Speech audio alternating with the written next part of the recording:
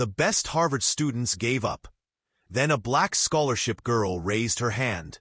The oak table was buried under papers. Sweat dripped down the best of Harvard. Sons of judges, daughters of CEOs. All beaten by one problem. The chalkboard stared back at them, messy, cruel, unsolved. At the far end of the room sat a girl in a faded gray sweater. She had no designer pen, no polished shoes. Only a worn notebook hugged to her chest. For weeks they had whispered about her. The scholarship girl. She won't last a semester. Now they laughed louder, sure she wouldn't dare speak. But when the last student dropped his chalk in defeat, her hand lifted. Slow, quiet. The room broke into smirks. Her? Don't waste our time. A boy leaned back in his chair, arms crossed, waiting for her to fail. She stood, walked to the board. Her hand trembled only once before it steadied. She wrote. At first, no one cared. Then a single correction erased 3 pages of their failed work. The laughter faded.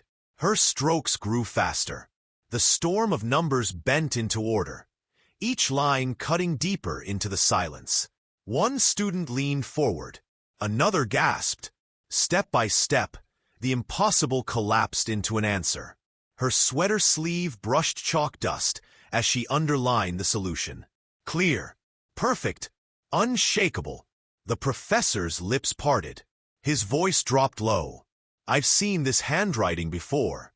Every head turned. He pointed at the board.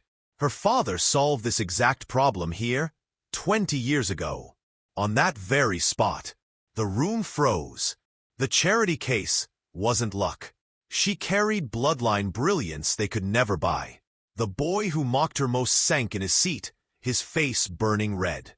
His pen slipped from his hand and hit the floor with a sharp crack. She didn't gloat, didn't even look back.